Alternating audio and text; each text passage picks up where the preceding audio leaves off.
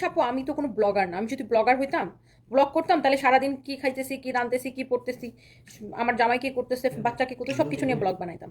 So আমি তো আপু কোনো ব্লগার না। আমি একজন পুরো দোস্তর ব্যবসায়ী, বিজনেস করি, শুধুমাত্র বিজনেস রিলেটেড কথাবার্তা আমার কাছে পাবে। হ্যাঁ, সামটাইমস আমার বাচ্চারা চলে আসে।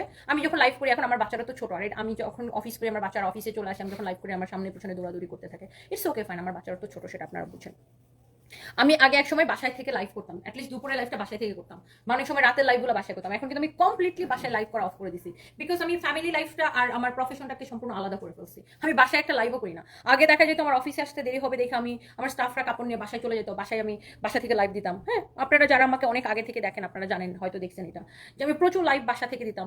তারপরে খাইতে খাইতে লাইভ করতাম, অনেক কিছু করতাম, আড্ডাবাজি লাইভ করতাম, গল্প গুজবে লাইভ করতাম। বাট আমি কমপ্লিটলি ওগুলা থেকে বের হয়ে আসছি। এখন আমার ফ্যামিলি লাইফ আর প্রফেশনাল লাইফ একদম ডিফারেন্ট করে ফেলছে, বিকজ বাসা থেকে আমি আর লাইভ দিই না। কারণ বাসা থেকে লাইভ দিলে মানুষের আমার পার্সোনাল লাইফ নিয়ে ইন্টারেস্ট অনেক বাইরে যায়। হ্যাঁ, অনেক রকমের কথা হয় বা পার্সোনাল লাইফ নিয়ে মানুষের ইন্টারেস্ট থাকে। সো আমার হয় কি, আমি চাই না যে আমার পার্সোনাল লাইফ নিয়ে কারো ইন্টারেস্ট থাকুক।